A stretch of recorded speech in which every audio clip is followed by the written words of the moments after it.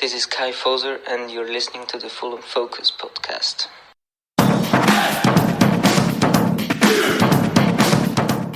Hello, welcome to the Fulham Focus podcast. My name's Matt Boisclair. The tough games are coming thick and fast as we head into the busy Christmas period with Premier League champions Liverpool next up at Craven Cottage this Sunday afternoon. 2,000 Fulham supporters will be in the stadium on Sunday, and I'm joined by three staunch Fulham fans this evening. Firstly, your Fulham Focus stalwarts Jmac and Ben Robinson. Plus, we're delighted to be joined by Chair of the Fulham Supporters Trust, Tom Greatrex, who's peeled himself away from his appearance on Sky Sports News to join us for our show too. So let's get right on with it. Fulham. Firstly, Tom, welcome to the show. Great to have you on, and thanks for taking the time to join us. No, thanks very much, Matt, for having me on. Appreciate it. Yeah, brilliant stuff. Well, it's the first time fans have been allowed to attend a game at Craven Cottage since the 29th of February. It's such good news that 2,000 white supporters will be in the ground, although it's perhaps the toughest fixture of the season. Tom, as chair of the Supporters Trust, I believe you've had a meeting with the club earlier this week to discuss supporters returning to the cottage. What can you share with us about what was discussed? Yeah, we did. We have a meeting every month, but this month, obviously, it focused mostly on getting back into the grounds, both in terms of the way the balloting was done and how that might be done in the future, but then also some of the things, anyone who did get a ticket for Sunday will experience, which will be quite different from, I think, what we're used to. So the first thing to say is that we did say to the club, the way they've done the balloting, doing three at once, and you can't specify which one, was not perhaps ideal. It's not that any other club has done that, that we can find. And particularly given that the first three fixtures, one's a weekend one, one's a midweek, and one's a bank holiday, there's probably quite a few people who would normally have a season ticket and pass their tickets on if they couldn't go, who aren't going to be able to go to potentially all three of those, so who haven't entered the ballot. And they've taken that on board. I think they may well change the way they do it for future rounds of fixtures. But there will be, as you said, 2,000 fans in the ground. The way that's split, it's 1,100 in the Hammersmith end, 900 in the Putney end. Doesn't include journalists and officials and all those sorts of things. They're going to be in the Johnny Haynes stand. They don't count with the 2,000. And within that 2,000, there's about 200 to 300 that are a combination of sponsors and those that bought seasonal hospitality, which means it's about between 85 to 90% will be general admission, i.e. normal fans tickets, which is about the same as a proportion for pretty much every other Premier League club. So that's who will be able to go to those games. The number of applications they had mean that every fan who applied will be able to go to at least one of those three games. So if you didn't get a ticket for Liverpool and you enter the ballot, you will almost certainly have one for Brighton. And if you don't have one for Brighton, you'll have one for Southampton. And they may need to go back out on Southampton because of the number of applications. It's complicated because they're multiple, obviously, in some cases with groups and everything else. But the number of applications didn't meet the supply completely. So there'll be somewhere they have to manage the extra Southampton ones. But it does mean everyone who applied is able to go to a game, which I think is really, really good news because, some suggestion about how fair it was. And I think that is as fair as you can be in these circumstances. So how it will be different when you go on Sunday, if you're going on Sunday or one of the other games. First thing is, there aren't any physical tickets. It will be on your mobile phone or print at home. You have to fill in a health questionnaire, which is all part of the track and trace things you have to do. You have to have photo ID when you turn up at the ground because I want to check that tickets haven't been passed on to other people. And you will have to be there early. So depending on where you are, you'll either have to be there an hour and a half before kickoff or an hour and a quarter before kickoff. So it depends really which blocks you're in, how that'll work, and then you'll get that information. There won't be any catering. The reason for that is because the catering in the concourse areas and the way they work out the number you can have in the ground at any one time is sort of worked on the basis that if everybody was in the concourse area at one time, so you could have catering open, you'd have less fans. So the club took the decision, which I think is the right one, to try to maximise the number of people who could go to the game. So you can bring your own refreshments. Apart from you can't bring anything alcoholic, and you need to bring anything you're bringing into the ground in a clear plastic bag. Reason for that is so they don't have to have close contact and search things. If the people at the security people can see, and stewards can see you've got a clear bag and what you've got in it, then that saves having to do that. There will hopefully be programmes on sale for those that are interested in that at the grounds. The club shop will not be open, and I know this is the most pressing issue for everybody to confirm that there will be clappers, which I know people love and other people hate. There will be clappers at the game on Sunday in the first few games. And I think those are the main sort of things. I mean, I think the thing that we highlighted to the club was that these are really difficult circumstances to try to deal with, and everybody appreciates that. And there's bound to be some complications in it, but we try to keep talking to them and try to help sort it out, because what we want to do is facilitate as many Fulham fans who want to go to a game and who don't live in a tier 3 area and so can go to a game get the chance to do so, because it's good for us. We missed it massively. It's good for the club as well, and hopefully this is just the first step towards getting more people in, and gradually over the course of the rest of the season into next season, getting back to a position where we can have meaningfully sized crowds again and we can all enjoy our football. That's brilliant, mate. Thanks ever so much for that. And we were just talking beforehand, weren't we? And straight away you're saying, well, there could be an hour and a half. You have to get in the ground an hour and a half before the game starts. And straight away I'm thinking, oh God. Earlier I was really excited to have got a Liverpool ticket, and now trying to work out the logistics of it, and I'm already thinking about moaning. It doesn't take long to get back in the swing of it, does it? If I were you, I'd get onto Amazon and order your long johns, because it's probably be cold sitting there in the by the river. Yeah, it's going to be. It's definitely going to be, isn't it? So you had the number there, Tom, for the number of people that applied, roughly. Yeah, well, it's complicated by the number of it's more than 2,000 applications, but some of those applications are groups of 5, household groups of 5 and 4 and 3 and 2.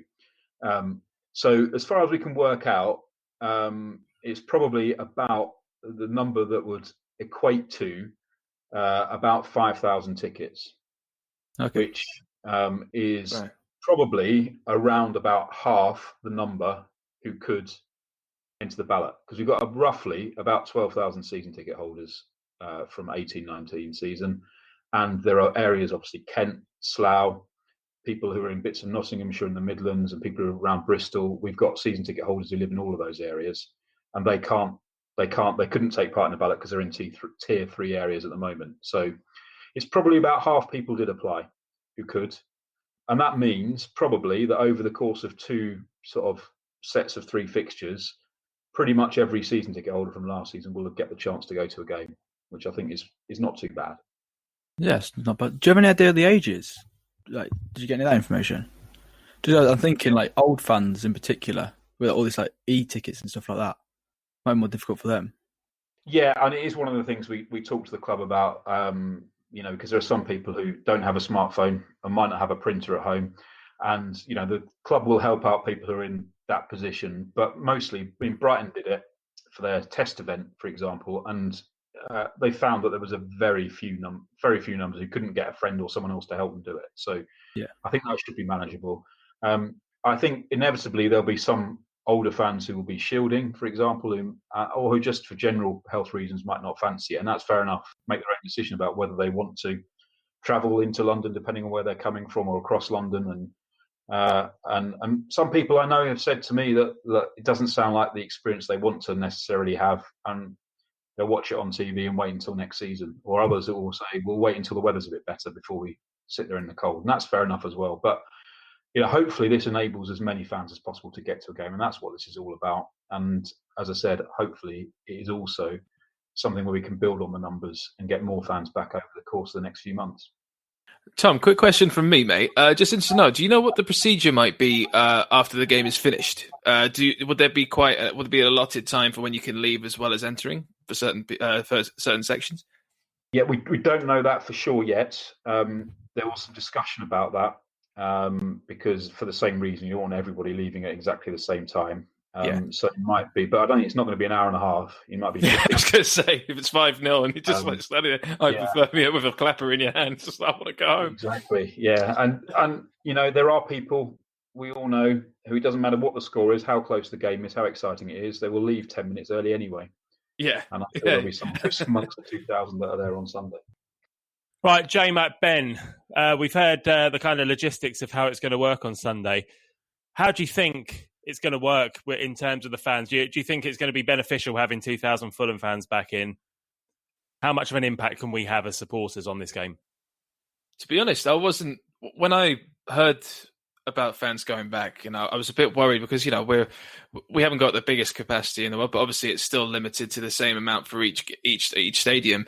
But when I heard the supporters at Spurs the other night and some other of the games on TV, I was really impressed with the amount of noise that was produced. So I feel like, especially just it being home fans, we can hopefully provide quite a cracking atmosphere. And if there's clappers as well, then absolutely, to be honest.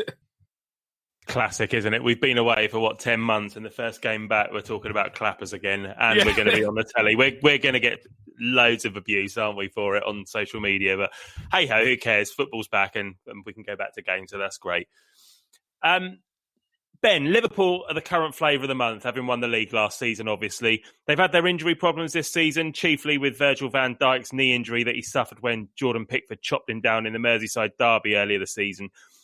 But the firepower they have up top in Salah, Mane, Firmino, and more recently Diogo Jota is formidable. Probably the best in world football at the moment, would you say? Yeah, I mean, I'm not sure if I'd agree on you for the best in the world, possibly. I've got to say City, Juventus, Bayern, teams like that. People like Ronaldo up top. Look at Juventus, Ronaldo, Morata, Chiesa and Dybala as their front four. That's a pretty formidable front four, but they're definitely up there. It's difficult to separate them. But I think one thing that sets them apart is the fact they haven't got an out-and-out striker. They've got that Firmino in that false nine. And he's not maybe one of the best strikers in the world when you compare him to the rest. And I think that's the way he plays in that system and the way they play together. They are, they're top class. It's going to be difficult to stop them. In my opinion, I mean, I can't imagine there's a forward three any better as a unit right now in the world, to be honest, just because my belief is they're the best, high pressing team in Europe at the moment. Firmino is the sort of always the classic unsung hero of just sort of knits everything together. His hold up play is exceptional. For Salah and Mane, incredible. But now with the addition of Diogo Jota,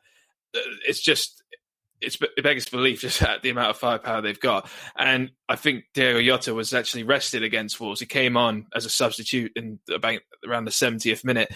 But with that sort of those four players, I can't really imagine a better.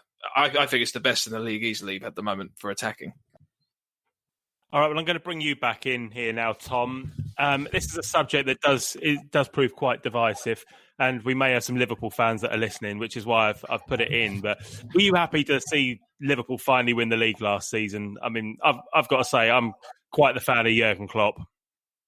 I was. I mean, I don't mind Liverpool. I know some people don't like them at all, but I don't mind them. And particularly after the season before when they ran Man City so close, I thought they sort of deserved it. And some of the football is really exceptional. I mean, they are blessed with that talent. And you talked about the front four and the front three of the front four, and sometimes they play all four of them. And just watching that Wolves game, a bit of that Wolves game at the weekend, and Salah sort of pouncing on any mistake, they're just phenomenal. So, yeah, I didn't mind it. It's quite good. It was a different team to win it for a change as well. They haven't won it for a while.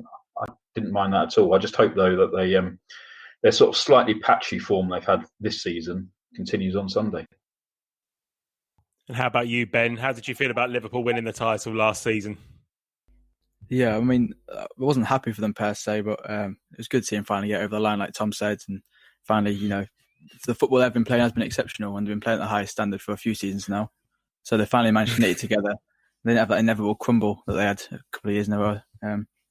But on Jurgen Klopp, his charm's slightly wearing off now. He's a bit like Jose at United. He's become a bit of a broken record. In fact, I was looking on Google earlier, and I found a thread on Molyneux Mix, which is a Wolves website, obviously. And it's from 1920, and it's a thread of everything he's moaned about. So he's moaned about the win against Everton in the derby, the win against Southampton in the Cup. Against West Brom, he complained about a dry pitch. Then against Bury, he complained that it was too warm and too sunny. He complained that the players had sore throats against Wolves. After a while, it just becomes a bit bemusing. It's just like, it gets a bit on your nerves. But I absolutely love his football that he plays. That Gegen pressing, that ultra high intensity. It is really fun to watch, and I think it's like he stops moaning a bit. I like him a bit more. He always moans. He tends to be moaning a lot when he loses, or if it's a draw, for instance. Him having a go at that journalist after they drew 1-1 to Brighton. He's such a bad loser, Jurgen Klopp, and he'll admit that himself. He did when I think Atletico Madrid beat them in a Champions League game, saying they don't play proper football. But I know what you mean. The charm is wearing off with the amount he's been whinging recently, but still, he is, I think, one of the best managers we've ever had in the Premier League, and he's just brilliant. And I still always think that when they won the European Cup a couple of seasons ago, and he's just counting on his hands how many beers he's drunk. So I always have fond memories of Jurgen Klopp. And in regards to Liverpool winning the title, it's always nice seeing a team win the title they've never won it before, in Premier League standards anyway.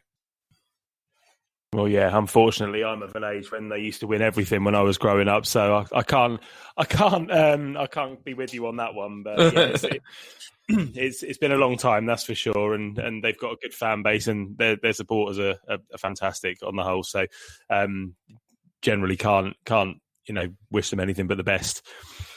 Back to Fulham, though. I asked Stato and Will this in the Man City review on Sunday, and I wanted to get your take on it. Will we see Mitro back in the side anytime soon? And what role could he play in this new counter-attacking style? Or do you think there's no role for him in this particular setup, and he'll be used in the games against the lower sides in the table? I'll come to you first, Tom. Well, I do hope we see him back soon. I mean, he's obviously, I don't know, obviously, he looks like he's been a bit knackered lately. And when you think about it, the sort of run into the start of this season from last season, the amount of international football he played and scoring regularly, maybe he's needed a bit of a break. And I think back to the Liverpool game at Anfield about 2 years ago. People might remember that one. It was in November, I think, early November, a Sunday game. And we were playing pretty well against Liverpool that game. And I think he thought he'd score, but it maybe was nowadays, wasn't it? He did, yeah. He was slightly offside. We were celebrating, and then they broke away and scored themselves whilst we were still celebrating. Yeah. So I'm just mentioning that because he can play against good teams. I think sometimes I've seen a few people saying the last couple of weeks, he's not cut out playing the way that the Premier League is or against the better teams. I don't think that's necessarily the case. I think the tactics obviously work very well against Leicester, and maybe he's needed a bit of a break. And I don't know. I've got a sneaking feeling we might well see him back on Sunday. Mm. Yeah, I could see Mitro being back for this game. It's hard to say that Mitro doesn't suit counter-attacking football because he's Serbia's top scorer, I believe, and they play counter-attacking football. I mean, however, they play it in a 4-2-3-1 on and off the ball, and maybe switching from five at the back, this could be an issue for Mitro. I mean, Mitro thrives off crosses. We know this, and it's clear he knows this because his physique has changed hugely since his days at Newcastle in his first season with us. He's made himself built as this unit to take the headers and not be compromised in the box by other defenders. I think personally that's limited him quite a lot, and it's limited him to suit what actually we need. We need someone a bit more athletic, a little bit faster to run through the channel. And, I just think he's made himself quite limited now. Crosses aren't occurring when you have Lutman on the left and Ruben Loftus-Cheek or Bobby Reid on the right. The wing-backs are sure fast enough to travel back and forth, but they're basically travelling a much bigger distance than a 4-2-3-1 would in a Serbia team, for instance, which is fine. I mean, I like how we're playing a lot. I prefer it. I prefer counter-attacking. I always have done. I just think that Mitro, with the right support with Lukman up top, can definitely survive in a counter-attacking team for us. Yeah, I must admit as well, I was thinking similar to Tom, has he picked up an injury in national games, or is he just tired? There was a bit of a rumour about a fallout with him and Scott Parker, but I think Tony Khan denied that on Twitter. So hopefully he's been played a few too many games in too short a time, and he just needs to come back and just get his confidence up, score a couple of goals and get back into it. I think it's difficult against the very top teams because they've got big, strong centre-halves who are faster than him, and they're facing blokes that are 6'6" and faster than him. He's not going to have much of a chance playing his sort of game. I was going to say, although Liverpool obviously have had a series of injuries in their defensive line, so maybe he might have more of a chance if he does play on Sunday than he might have been if we were playing Liverpool first game of the season. I keep having this conversation with my dad about Mitrovic, and I won't repeat my opinion on it because I gave that the other day. But my dad thinks he looks overweight. and I just think he just looks like a solid unit, as he always has done. But do you think that's fair? I don't. I think it's unfair. But what do you guys think? Do you think he looks like he's put some pounds on? I wouldn't say to his face that he's overweight. No, quite, no.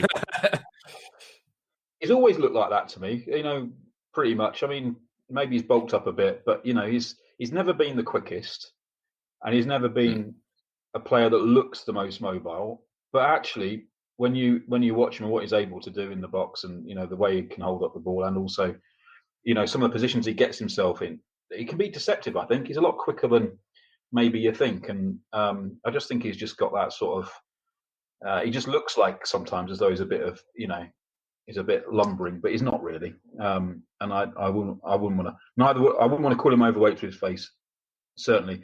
But I also don't think I fancy my chances going up against him in terms of fitness or speed, because I think he's a lot better than sometimes he looks.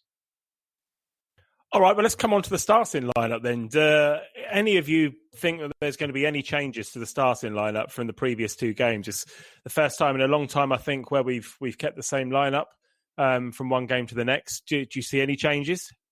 I personally don't, unless Tete's fit. But even so, I don't think Ayena's done enough to warrant getting kicked out at the moment. I saw someone put on Twitter the other day, Ola Ayena's stats against Trent Alexander-Arnold's, and every single defensive stat he's been better. And you might argue that's because we've been defending a bit more, but I like to think he's better. But yeah, if Tete's fit, maybe he'll come in for Ayena, but I can't see it. I think that it's going to be damage limitation from this formation, like the last two games. Try and nick a result, try and limit, confidence sort of knocks that we might get from this game. Don't think about trying to win it. Think about just trying not to lose 5-6-0 like other teams have done this season. Like lost 5-0 to City, Burnley, wasn't it? So don't have any games like that. Just try and keep it low as possible and get onto Brighton and get a result there. I can't see Scotty changing the lineup at all, but if I was trying to be a bit adventurous and try something different, I would definitely get Mitro involved and have him and Lookman up top in a 5-3-2, with Bobby Reid probably playing just behind them and Gieser and Reid obviously behind him. And if Congolo was fit, I'd have him as one of the three centre-backs, Congolo, Tosin with and Anderson, and Robinson and Ayena as the wing-backs. But that I can't imagine Scotty changing it. I think we might have just started to get a bit of groove with Cavallero in this sort of false nine position. He's quite good at stretching teams. There's use in him yet, you know what I mean? So we've got to bear in mind that we've got this game on Sunday and then a game on Wednesday. So I think over the course of those two games, you'll see the squad used more. And if you don't get many changes on Sunday, then I think you might see a few coming in on Wednesday to sort of manage the squad. And at least one of those games, I would not be surprised to see Mitrovic start, and I think potentially Joe Bryan. So when Joe Bryan's playing with Mitrovic and the amount that he can supply, I think that's probably what will happen. So we may start with the same team, but I'm not convinced we'll end with the same team, and that'll carry through into the next fixture after that as well. That's a good point, actually. This is the first point in this season where we've had a Premier League game midweek, I think, isn't it? We've had a couple of cup games, which was short-lived after we got knocked out by Brentford earlier in the season. But this is the first, two back-to-back within the space of a few days where we're probably going to need to see the squad. So that's a really good point. All right, well, we'll have some more of this in a short while. But first of all, let's go to a chat that I had recently with Baldo about former Fulham captain and legend Danny Murphy. Fulham.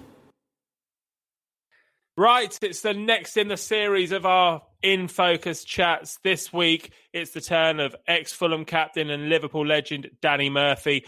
I've got Baldo with me. How you doing, mate? Not too bad. Yourself? Yeah, very well. Let's get right into this one then. So, Danny Murphy signed for Fulham in the summer of 2007 from Spurs and scored on his debut in the 3-3 draw at home with Man City. How did you feel when we signed Murphy, as the club were in a period of transition under Laurie Sanchez at the time, and his reign didn't last very long, did it? No, it didn't. And just on Murphy, it was a bit of a meh signing for me because he'd had those couple of years with, I think it was Charlton, then Spurs. So I thought, this great Liverpool player that I scoring many goals against Man United and playing in the Champions League. And then for him to basically come down, I thought, he's on the bit of the downswing of his career. So the signing as a whole didn't really it was a bit of a meh. All the signings we made that summer, the likes of, I was excited by David Healy.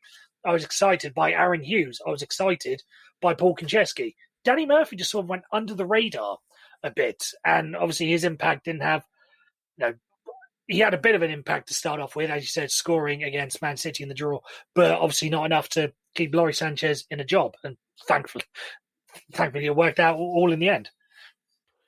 I think we've been linked with Danny Murphy in the previous January transfer window. So maybe it was something that Chris Coleman was trying to get done. But then we ended up signing him 48 hours, right at the end of the transfer deadline day. And he was just about signed in time to make his debut in that next game in which he scored. So you're right, I suppose. He done really well at Charlton after Liverpool, and that obviously made Tottenham sit up and take notice. But just at Tottenham, he wasn't great, was he? No, he wasn't. And I don't know if it was maybe a system thing, because, and I know we're going to talk about this later, I know that he didn't get on well with Martin Jol, so because he was in charge at Spurs when he was the one who sold Murphy the place. So maybe it was just a system thing as much as anything.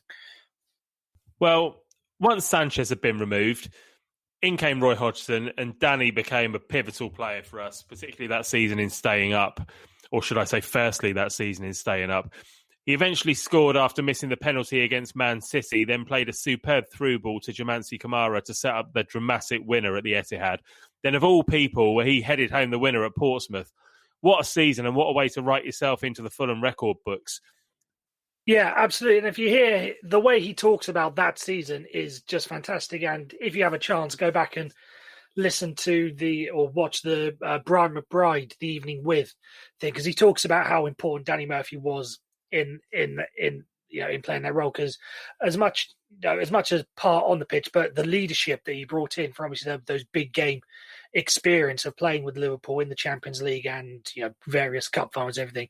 So he was fantastic. And then, as you say, of all people, I did somewhat have a bit of an idea, because he was our penalty taker in the. Talking about penalties in this time of Fulham season, because he was our penalty taker during that time. So I did have this idea and this dream that it was going to be this, fantastic fairy tale 95th minute winner that he would get and score a penalty afterwards. But for him to get the header in the way he did was, equally as good. And again, the way he talks about the fact that he's not the greatest header of the ball, and he had to go to McBride to ask for tips and all that stuff during the season. It's a great story, not just the moment itself, but everything that led up to it. Danny Murphy also says that he wasn't even supposed to be in the penalty area, was he? I don't know what he was doing there, but he just popped up and just got his head on the end of it. But I don't know who else was supposed to be there, but he was just in the right place at the right time, even though he wasn't meant to be. Exactly. And I have no idea who was, if he wasn't there, I have no idea who was tracking the ball behind him. If maybe Diamante Camera or something was there to stick it in with his left foot or something. But yeah, it all worked out perfectly. So it's a happy coincidence. I think it was just a case of it's now or never. Let's flood the penalty area and just try and get somebody on the end of the ball. So yeah, it was a hell of a day, that, and a hell of a result, and one that I couldn't have foreseen a few months before, that's for sure. The following season, we qualified for the Europa League, and Danny Murphy continued his career-long habit of scoring against Manchester United, as you mentioned earlier. It was a penalty that day in the 2-0 win at the Cottage. Danny Murphy was just a magnificent penalty taker, wasn't he? It felt like it was a certain goal when he stepped up most of the time. Yeah, it was. You had a lot of faith, and something I haven't really had, since Heider Helguson left. Since it was basically after Heider Helguson, we didn't really have that confident of a penalty taker, because I don't know how many we got in the 6-7 season, but there wasn't all that much. And then the early part of 2007-8, we didn't get many. You never felt confident. But Danny Murphy was fantastic all the way throughout, and you could just tell if anyone watched the match of the day analysis of our loss to Everton a couple of weeks ago. You know that he knows his stuff when it comes to penalties. So obviously it's something he's obviously practiced. I don't know if he was penalty taker at Liverpool, but it's obviously something he's experienced and knows very well. So it's obviously something he brought into his game. So that's probably why he was so successful, the amount of research and analytical, stuff that he did leading up to it. I think he was the penalty taker at Liverpool for a period of time. I don't know whether Gerrard was first choice, but if he wasn't on the pitch, then Murphy would take them. But I know that Murphy scored a couple of winning penalties at Old Trafford. And just to have that kind of calm head in such a pressure situation. And you're right, I watched that analysis he did on Match of the Day after Cavaleiro missed the penalty against Everton, and he was talking about the angle that he went up to the ball and said that he was far too wide and how he should have been lining himself up with the post to give himself, the best opportunity with his standing foot. And I also remember years ago as well, he always used to say, don't change your mind when you step up to take a penalty. And the only time he ever did change his mind was that Man City one, which he missed. Yeah, I was going to say, and things like the firmness of the pitch playing a part in it. You don't really think about that as a fan, but when it's brought to your attention by someone like him, then you got to think, he obviously knows his stuff. He, as you say, took penalties for Liverpool. I have no idea if he did for Charlton Spurs, but the amount of stuff that he's done prepared and for it, that's probably why he was so good. Well, then of course the Europa League run itself, where he was simply magnificent all the way through, with the exception of his misdemeanour at Shakhtar Donetsk when he was sent off in the last minute for kicking out at a player right by the corner flag. A real out-of-character moment, which meant that he ended up missing the Juventus games. Just wonder what was going through his head at that time. I honestly couldn't tell you, because that Shakhtar Donetsk away game, I can't remember a lot of, because it was, I don't think I actually managed to watch it because it was on some weird channel at the time, or some channel that I didn't have, but I managed to get highlights of it. But you do just wonder whether or not maybe he was, because I think we were 3-1 up in the tie at that point. Maybe he was looking to get the ball back to maybe get that goal to seal it or something, with away goals playing a factor in it, all that sort of stuff. Just anger. I honestly don't know what was, but it all worked out in the end, and I don't know whether or not Chris Baird and Jonathan Greening would have gone down in Fulham folklore in the way that they have if they didn't get their chances against Juventus, in Danny Murphy's absence. That's true. We might have beaten Juventus by even more. It might have been comfortable. I think. By the way, I think it was 3-2 against Shakhtar Donetsk, wasn't it? It was 2-1. 2-1 after the first leg, and then it was 1-1 in the second leg. So we didn't have 2 goals to play with. That's for sure. It was much tighter. I thought we only won 1-0. Okay, fair enough. No, it was much tighter. So, who knows what was going through his head anyway? It was bizarre. But carrying on the Europa theme, days after we made it out of the group by winning in Basel, you'd think that would have taken a lot out of the team, because that was a win or bust game. We had to win that, or we didn't make it out of the group.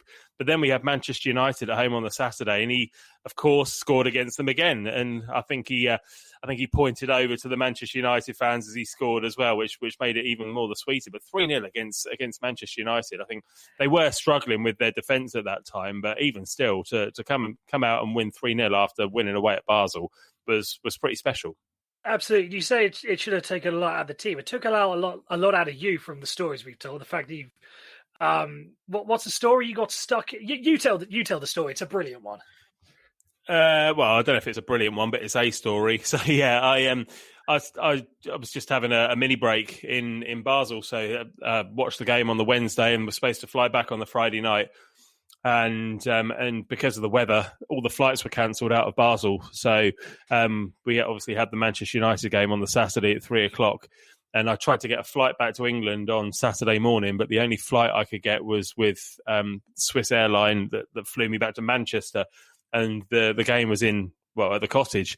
So I got back to Manchester about lunchtime, and then had to get the train back, and just had no chance of making it. And I hadn't had any sleep anyway, so I just had to go home and go straight to bed, and woke up to find out that we'd beaten them 3-0. So yeah, absolutely. But just on that game, it was a brilliant experience. With some context, the fact that Man United were, I think, was something like Paul Scholes, Darren Fletcher, and Michael Carrick were their back three at the time, because they were riddled with centre-back problems. But again, the fact that him as captain probably would have said, as this is probably as good a chance as any. I know we beat Man United earlier that year, the last season, but let's not take this easy or anything. Let's actually go out and keep the momentum going. And the fact that we managed to roll over them 3-0, not exactly like a 1-0 scraped. We absolutely demolished them that day. So I think, again, part of that leadership, and he knows how to play against Manchester United. I think that was a fantastic show of leadership from him. Yeah, he's a real bogey player against Manchester United as well, so it's great for us. For me, Danny was one of the best captains the club's had, probably even the best Premier League captain. Well, can you think of anybody better in the Premier League era? Everyone who knows me will know that I will stick up for Brian McBride, but he didn't really have much of a chance because he only had like 3 months or so as official captain. So I think by default, if you look at the other options, Coleman, Melville, Michael Brown, Boamorte, Hangland, they're all decent players, but I don't think Coleman wasn't. Coleman wasn't the Premier League captain. He broke his leg when we were in the Championship or Division 1. He I played in the Premier League for us. So I get the timings. I get the timings that confused. But you look at the captains that we had. They're all decent players. They're all fine players. But when you look at what the captains have, achieved on the pitch and all that sort of stuff, and the time span they spent with us, Danny Murphy far and away was the best captain we had in the Premier League here. I don't think there's any real argument there. Yeah, the thing with Danny Murphy as well is you have to factor in the achievements. He was the captain for our 3 highest ever finishes: 7th under Roy Hodgson, 8th under Mark Hughes, 9th under Martin Yole. And Martin Yole's 9th is better than Chris Coleman's as manager on goal difference. And we've only ever had 5 top 10 finishes in our history with Murphy as captain for 3 of them. That includes the old First Division when, the likes of Johnny Haynes played for us as well. So it's a hell of an achievement, isn't it? Yeah, absolutely. Especially when you put it in that context. That I literally just found that out right now. Yeah, 5 top 10 finishes in our history. He's been there for 60% of them. I think that just goes to show what sort of a leader he was. And again, the fact that he's managed to do it, across multiple managers, you can't put it down to, as much as we love Roy Hodgson, it wasn't all just him. It wasn't all Martin Yole. It wasn't all Mark Hughes sort of thing. The fact that he's the one constant in that, along with a couple of players, but that position of captain as well just adds a little bit more weight to it. Yeah, I agree. So I'm going to come on and ask you about your favourite Danny Murphy moment in a minute. And I don't think I have one particular favourite moment aside from that Portsmouth goal on the last day of the season to keep us up, the great escape. But for me, there was this kind of move that he always used to do when the ball was kind of played to him in midfield and he had a player right behind him. Instead of taking a touch, he just let the ball do the work and go past him, and he kind of dropped his shoulder and then went the other way and always just left the player for dead. And he was well into his 30s and he looked, he was mixing it up with the best players in the world still at that age, and that the way that he used to just buy himself some extra time and space by not touching the ball and just letting it go past him. I always used to admire that, and I've not seen anybody do it since. What's your favourite Danny Murphy moment? I've got 2. I've got an on the pitch one and off the pitch one. The on the pitch one, and it again talks about his experience and his leadership sort of thing. It's a bit of a weird one, but in the 08-09 season, around December time, we played Manchester City at home, and I remember watching at the time. He won the coin toss at the start of the game, and he switched ends, and I remember it distinctly because he got it so that the sun was directly in Joe Hart's eyes. And Joe Hart was then affected by, I think it was Jimmy Bullard, scoring the goal. So I just remember, and then by the time the second half had kicked off, the sun was down. It was back to a level playing field. And I just remember that being just a little, very smart thinker sort of thing. So that just shows that, again, back to the penalty thing. He's a thinker. He knows all the small ways to get advantages sort of thing. And off the pitch, I was working. Doing my Daniels, I was working at Gatwick Airport in the car parking thing, and this was about 3:00 in the morning, and he happened to come in just to ask a question about something else with the airport, and I asked him if I could just get a picture with him. And the fact that this was 3:00 in the morning, he'd probably just come off a flight. He was confused about something like where the car park was to find his car, probably a little bit angry. But the fact that he still took the time to say, yeah, sure, I'll have a picture with you after I'd said, I'm a Fulham fan, thanks for everything, sort of thing, just goes to show what a nice guy, because he comes across as a bit of a grump on Match of the Day. A smart guy, but a grump. But the fact that he was willing to take 2 minutes out of his busy morning trying to get off a flight just shows what a fine guy he was. You talk about him on Match of the Day. The only gripe I've got with Danny Murphy is that if you didn't know that he'd played for Fulham, he never really talks about us as if he played for us. He never really has much affection for us when he's talking about us. Maybe that's just his personality, and he's towing the BBC line of being impartial. But I just feel like he could be a bit more. He could talk about Fulham a bit more warmly when he talks about Fulham. Do you know what I mean? Yeah, I get that. I don't know if maybe he's sort of because when he left at the end of 2011-12, I think it was, as I said, under Martin Jol, it wasn't the most amicable of departures. As we say, Martin Jol has played a part in this sort of thing. So I don't know if maybe that's why. And then you see the downward spiral that we've gone on in a sort of way. Would that have happened if he was still here, sort of thing? I do think that plays a part in it. Just the way he left and the fact that if he hadn't have gone, maybe we'd have been in a little bit safer position. During the Shahid Khan takeover and the Mullenstein era and all that sort of thing. So I personally think that plays a part in it, just the way that he was treated. Because I think we've had this discussion with Danny when it comes to his achievements. Being part of a member of a great Liverpool team that won the treble, or scoring the winning goal to keep a team up, taking them to the highest ever finish, then taking little old Fulham to a Europa League final, is arguably the biggest achievement of his career. So the fact that he doesn't speak, as you say, well highly of us, does sort of raise questions on that front. It's interesting though, because I think he was very happy when he was at Fulham, because I always remember seeing his wife tweet about Fulham, and she was always engaging with the fans on social media, and talked about how happy that they were, and how happy he was. So it's a shame in a lot of ways. But that being said, he's been back to collect his Forever Fulham award last season, and he got a great reception, and gave the fans a lot of respect as well. So maybe just looking too much into it, and it's only a small gripe anyway, because it doesn't really matter. His performances on the pitch and what he did for the club were the most important things. As you said, in June 2012, after 5 superb years at the club, Danny signed for Steve Kean's newly relegated Blackburn Rovers in the Championship. Probably the right time for him to make the move, maybe at the age of 35, but I was very sad to see him go and had hoped he'd be back one day in some sort of capacity. You talked then about, whether or not he could still have done a job for us, but he was 35. There were younger, more agile players probably in the squad around that time, Moussa Dembele for one. Yeah, I wasn't... I was sad to see him go, but I could understand. As you said, 35. And even, in stages during that season, I think he started being subbed off a couple more times. And you could just tell that the age was getting to him. So in that time, it was the right decision to move him on, even if, as I've hinted at, it may not have been the most amicable on both sides. But from a business decision, from a footballing decision, it was probably the right move.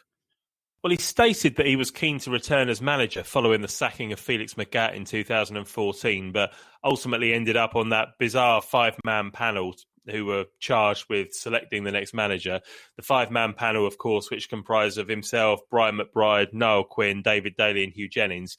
And they ended up concluding to give the job to Kit Symons, who was already the caretaker manager anyway. So it just seemed a bit of a waste of time. But Danny Murphy's now taken the path of BBC pundit, as we've mentioned. It's a secure income, I suppose, as opposed to the uncertainty of football management. But do you think he would have made a good manager for somebody? And do you think he might still do? I'll ask first. I think he would have made a good manager. As I've said, I think the way he thinks about the game would lend itself to being a decent manager for someone. I don't think, given what was going on at Fulham at the time, with because the Felix Magath sacking was about 5 games after the start of the Championship season. We'd just gone through a whole host of changes. I wouldn't have wanted a new manager at that stage. At least Kit Symons had a couple of games with the under-21s who were being brought up, so you could understand that. But I wouldn't have wanted him to be Fulham manager at that point. Could he be a good manager in the future? He probably could, but as you said, the role of pundit is a lot more cushy than being a football manager. So I think that ship has probably sailed. But I would love to see him have a go. If he has to start lower down the leagues, then so be it. But I think there's something there. It's just a case of whether or not he chooses to do it. I can't imagine he's going to start lower down the leagues now. He's on match of the day. It would seem like quite a U-turn at this stage, wouldn't it? But anyway, you never know. Never say never, and who knows what's in his heart's desire. So we will have to wait and see. He scored 17 goals in 169 Premier League appearances for Fulham over his 5 years at the club. He was a major part in our highest ever finish as a club and captained the side to a major European final. We've had worse players, haven't we? Rate his Fulham career out of 10, mate. I don't think he ever put a foot wrong. I can't. The Shakhtar Donetsk sending off, but in the grand scheme of things, is a minor thing. You don't remember him having a bad game or going through a bad spell. And as you said, those 5 years, 3 of them were fantastic. So would it be? I don't think it's over-exaggerated to give him like a 9. I don't think even a 10. I don't think would be too over the top, because you can't really say a bad word against him. You can't get any better than captaining the club to our 3 highest ever finishes and a European Cup final. It's got to be a 10, hasn't it? Yeah, 10. I'll gladly give a 10. It's got to be a 10. He was a classy midfielder. He brought real star quality to the side. He was a calm head on the whole, a great captain, a great leader, and just a great footballer. Look at that pass he put through to Kamara for the winner, against Man City, and his calm head in pressure situations from penalties. Just everything about him. He was just a brilliant player. He seemed like he lived quite a normal life off the pitch, family man, and just brought that, like I said, that star quality to the lineup. So definitely a 10 for me as well. Yeah, absolutely. I've no idea if this has to be put, alongside the context of other players, but as a whole, 10. I've got no qualms. Even alongside other players, I mean, one of the best midfielders we've ever had. Yeah, I know, but we've had this discussion. I think Danny's had this discussion before. If we give him a 10, then does that devalue someone that we've given a 9 sort of thing? That's what I'm just trying to wrap my head around. But yeah, solely on its own, then it's a 10. Yeah, nice one. All right, mate. Thanks ever so much for that. Let's pass it back to the main show. Fulham. Right, well, let's go over to Jmac, who's got Stato's stats. Hello. Yeah, so just starting off with our record against Liverpool. Fulham have won 12, we've drawn 16, and Liverpool have won 41, so the record's not great. We have lost our last 6 games against them, conceding 18 and scoring just 4. We did, however, manage to do the league double against them in the 2011-2012 season. 1-0 win both away and home. And that was just so you know, that was a Martin Skirtle own goal at Anfield that gave us the win, and a Clint Dempsey 85-minute winner at the Cottage. We know about their season last season. It was absolutely fantastic. But this season, since the injury of Virgil van Dijk, they've only conceded 6 goals with that central partnership they've now got. So they're not looking actually as bad as we thought they would with the injury of Virgil van Dijk. They've picked up a lot of serious injuries other than that as well. Joe Gomez picking up lengthy injuries all around Mount. But we're looking that we will see Trent Alexander-Arnold back for this game, with Keita maybe. Another part of their season which is really notable is their biggest result, which was a 7-2 defeat to Aston Villa, severely denting their goal difference and a number of goals conceded this season. I think that result is clearly the reason why they're not top and Spurs are at the moment with their goal difference. And they have qualified top of their Champions League group with 1 game to spare. There's a high chance they'll be resting players in preparation for this match against us. So I don't know what to expect potentially. I think we'll definitely see a very similar lineup to against Wolves. I think we'll have Firmino, we'll have Mane, and we'll have Salah. I can't see them playing Jota straight away, but just to give you some stats about Mohamed Salah really quickly this season, he's currently the top scorer with 9 goals and has 2 assists. He averages 3.9 shots per game, and expected goal figure at that is a staggering 6.6. Sadio Mane expected goals is 5.2 per game, averages at 3.2 shots per game. He's currently on 4 goals and 1 assist. And Roberto Firmino, you've got 2 goals and 2 assists for this season. So it's a deadly trio, as we all know. I just think with this game, go on. I was just going to say, can any of them play right wing back like Bobby Reid can, though? No, exactly. Exactly. I don't So know. who are they? I don't really. Well, I don't know. I've got Trent Alexander-Arnold has been a bit sort of on the sidelines with injury, but he could be back this game. I wouldn't be surprised if someone like Alex Oxlade-Chamberlain scored against us in this game, because he's suddenly coming back into the fold, and I can imagine him sort of being subbed on and scoring against us. But then again, I predicted Foden would do that for City, and he didn't. So who knows? Well, aren't you just a little ray of sunshine? Well, let's come on to the score predictions then. Let's come on to the score predictions. Ben, what are you thinking? We're going to win this one? I don't think we're going to win it. I'm going to go with shock result, 1-1, Bobby Reid to score, 85th minute equaliser. Oh, nice. Like your style. Tom, what are you thinking? I would love that to be the case. I'm thinking, even though they've got a European game before, and even though they're going to be looking at their Tottenham game the following Wednesday, I just think that depth of that squad, even with the injuries, it's frightening what they've got up front, and having watched a bit of that Wolves game. So, unfortunately, I don't think we're going to win. I don't think we're going to draw. I think we'll lose. I hope we score. I'm going to go for 3-1 to Liverpool. Yeah, I'm with you. I think it'll be 3-1 as well. I can't see anything but a defeat. But 3-1's not too bad against the current champions. I'll take that. And then the season starts again next week. Jmac, how about you, mate?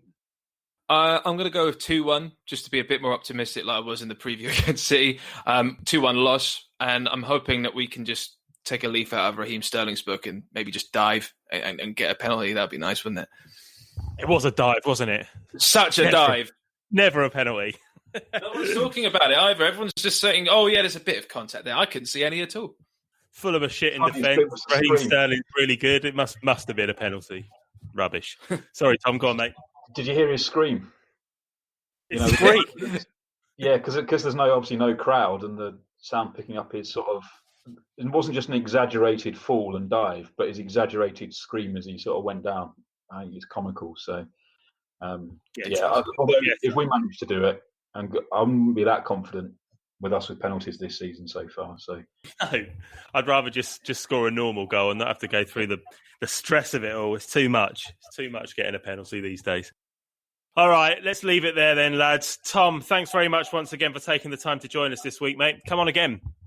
Cheers. Thanks very much. Nice one. Jmac and Ben, thanks as always too. We'll be back first thing on Monday morning UK time for a blow-by-blow account. I've got a ticket, so I'll race back and I'll be joined by Baldo and Mark Wyatt. So I'll look forward to speaking to you then. Enjoy the rest of your week and speak soon. Cheers.